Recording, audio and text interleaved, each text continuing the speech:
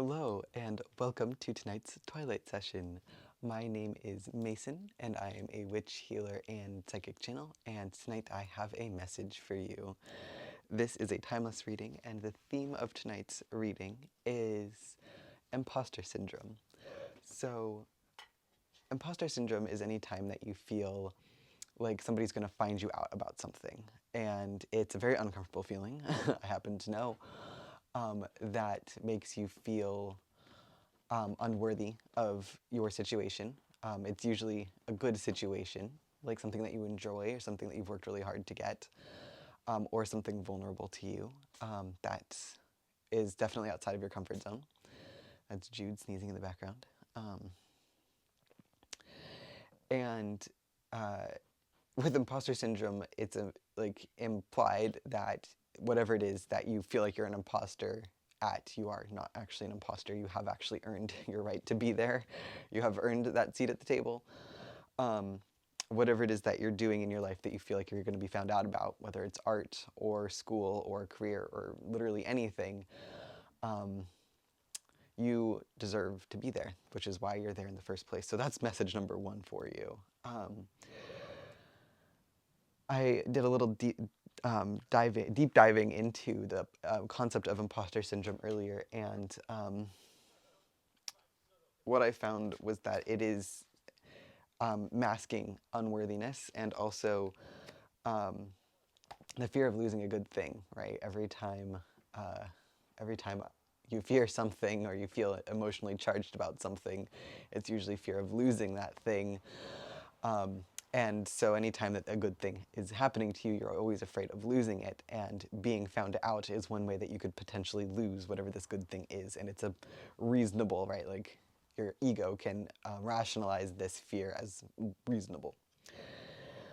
But I also realized that imposter syndrome is actually a good thing. It is pointing you in the direction of things that you like. If you care so much about something that you're worried about being found out, that means you care that much. If you didn't care about whatever it was, you wouldn't be worried about being found out, because if you weren't good at whatever it was, you wouldn't care because you don't care. But if you're worried about being found out that you're not good at whatever the thing is, or you're not worthy of whatever the thing is, that means that you actually do want that thing. So just food for thought. If you're experiencing a lot of imposter syndrome lately, it might actually be a sign that you're on the right track. So there's a little silver lining for you. So as I was doing my pre-shuffle, I remembered this quote that I heard tonight while watching Ted Lasso. Great show if you haven't seen it. I'm actually doing a rewatch right now, and it really hits. And this quote that I'm about to read you came from a scene where the character of Ted Lasso consumed mushroom tea and was tripping, and found himself looking at Van Gogh paintings in the museum in the middle of the night. And the docent kind of was talking in the background, and part of what this docent was saying was actually quite beautiful, and so this is what it is. He said, "Never stop, no matter how many failures. When you know you're doing what you're meant to do, you have to try." And that is exactly right. So if you're feeling like you're experiencing imposter syndrome because you are worried about failing, or your failure at something is imminent, the truth is, if it matters that much to you, failure isn't something to be ashamed of or any reason to stop doing whatever it is that you're doing, because as we know, failure is it's a learning opportunity. We've got the Ace of Swords popping out right now, and it's in reverse, and so this is saying think less, do less thinking about whatever it is, like kind of just get out of your head, basically. Excuse me. Yeah, get out of your head. The card that fell out while I was doing my pre-shuffle and thinking about this quote from Ted Lasso was the Ten of Cups, which is exactly the energy that we're afraid of losing, right? So the Ten of Cups energy is dreams coming true, community, love, healing, satisfaction, fulfillment, just like it's a really beautiful card in any reading. And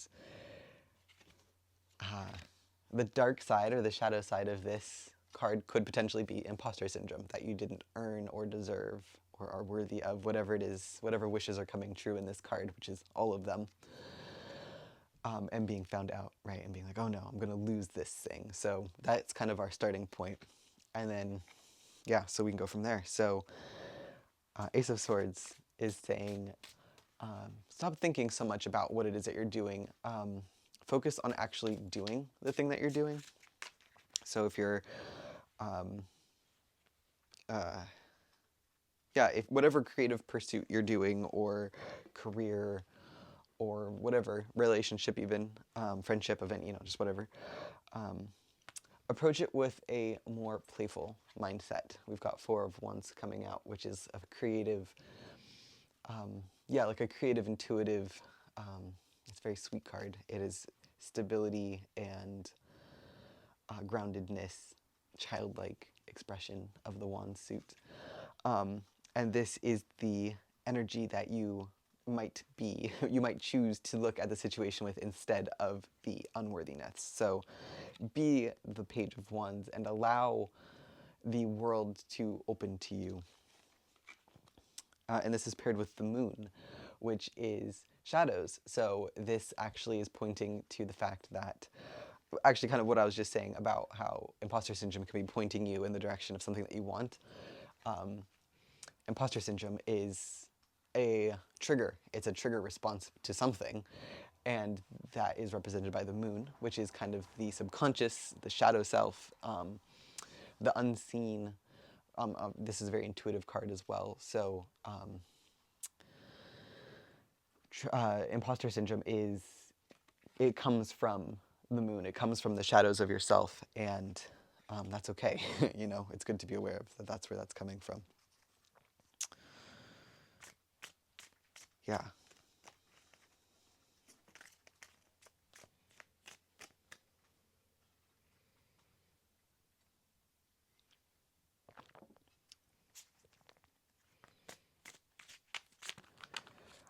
As I was driving earlier, I was on the beach when I was thinking about imposter syndrome, and I was driving home through some eucalyptus trees.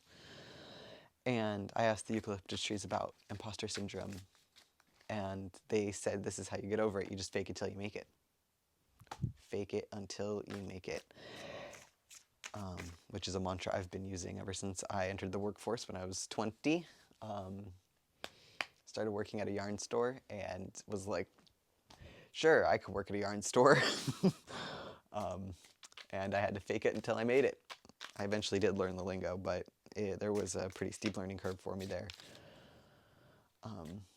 But it worked, actually. The mantra, fake it till you make it, actually made me feel more confident in the moment. And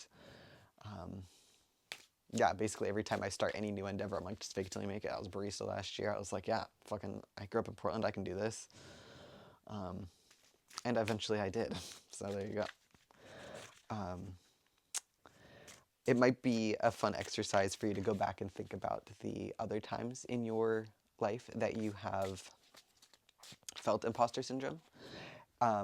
Like maybe it was like in high school or before that. So like a really long time ago that you now have a long time of like a large perspective on. So it's no longer emotionally charged in any way. Kind of like how I feel about the yarn store. I'm like, yep, I felt like an imposter and I couldn't care less now. So something that isn't anything that you're currently dealing with. So think about that time now and how you felt so strongly imposter syndrome back then. And think about how you overcame it then and how now you don't even care. And this could be something like, an example I like to use for myself is like math class, because I used to struggle with like math finals. But then the next term, like, 2 weeks later, we'd be starting off with reviewing everything that had been on the final, and it was all coming to me super easily because it was review at that point and like had time to set in. And so then I would like be then building on the skills that I had learned in the previous, term. And now, like, that used to really stress me out. But then as soon as the final would be stressful, and as soon as I got past the final, like, it didn't matter anymore. And I could then take that knowledge that I had acquired and move on with my life. And so this is the same thing with imposter syndrome. Of like, okay, so you learned from the imposter syndrome last time. You either did fail or you didn't fail, or you figured out some way around it. It doesn't matter to you anymore because it's so long ago. And it's probably integrated. Like whatever it is, it's now integrated into your being. What did you do? How did you do it? And how could you do it again in this current situation, which is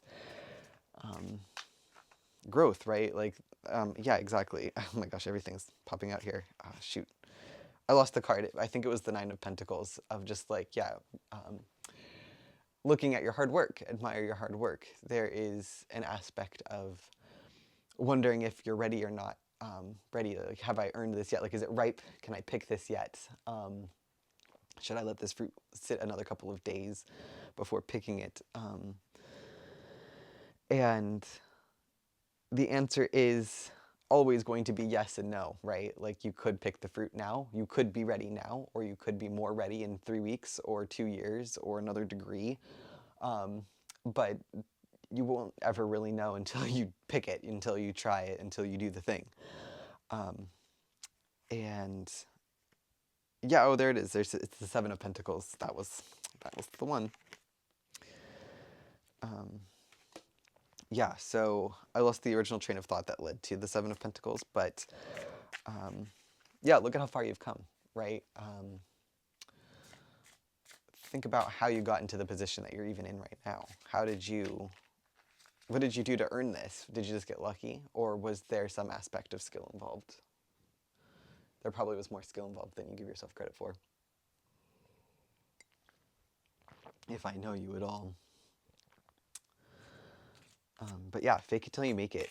And don't let the voice of fear stop you from trying. That's such an important lesson.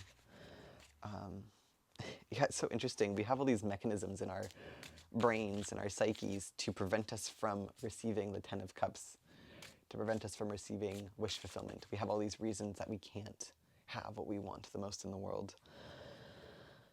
And this is what we're ascending out of, is the realization that we can have everything and more. There is no limit to our abundance on this planet. And we are not imposters here. We are all deserving beings. We are all children of God in whatever sense that is for you. And whatever you want, you could just ask for. And whatever you're given is what you deserve. Nothing that is for you will ever pass you by, and all of the good in your life you are worthy of and more, 100% of the time. The Two of Swords. Yeah, so with the Two of Swords popping out, we've got a fear of diving in and a fear of not diving in. It's the fear of picking the fruit too early or letting it sit for too long and having it spoil on the vine, right? So this is... the imposter syndrome is at the same time telling you to stop doing whatever it is you're doing so you don't get found out. And also there's a desire to continue to stay wherever you are because, you know, you're afraid of being found out, you're afraid of leaving the situation. So that's what this Two of Swords is representing there. I'm also getting the impression that oh, this is good. The Page of Cups just popped out in reverse, which is stop acting like a little child. Stop being like an emotional toddler. I think imposter syndrome is it's a form of like hissy fit in a way, you know, and it's so funny. It's like it's noble, but this is saying stop being such a little wimp about it, and you know, take up space. Like take up the space that you have carved out for yourself. You deserve to be here. With the Ace of Cups, we've got the potential for emotional growth. You will be able to, you'll be able to shed, if you're able to grow and get out of the petulant child stage, which you are absolutely capable of doing. If not now, next time. So take this opportunity, take this cup, and run with it.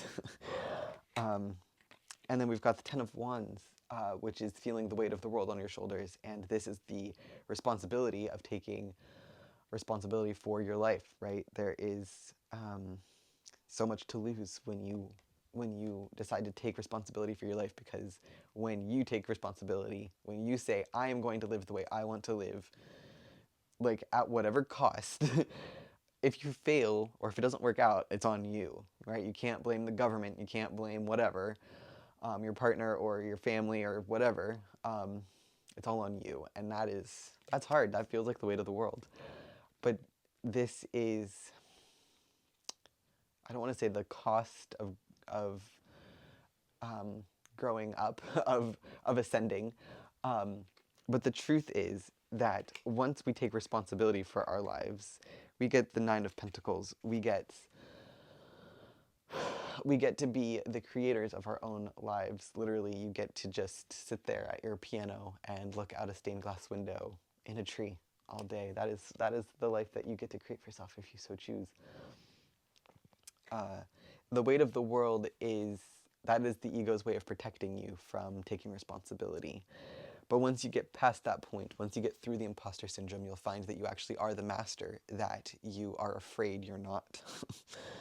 Yeah, literally, we've got the king of, the king of emperors coming out. We've got the emperor coming out, which is such a strong, sturdy, intelligent, wise embodiment. Yeah, this is a great card to end on, actually, because this is the energy that awaits you on the other side of imposter syndrome. This figure went through every initiation and every stage of development that we have been through, and stands in their power now with no doubt in their mind that they belong as the emperor. And this is where we are headed. This is what you can embody once you get through the imposter syndrome, once you can integrate that lesson, that trigger, whatever wound is making you feel like you can't have what you want the most in this world, whatever that looks like. You can become the emperor, and you can hold the the crystal ball of your fate, of your future. You can create your own future if you just follow the triggers, honestly. Yeah, I think that's it. That's the message. Oh, what a beautiful message. Well, I feel empowered. I don't know about you, but I'm pretty jazzed up about that. I want to thank you so much for being here today. It has been a pleasure and honor to read for you and to connect with you.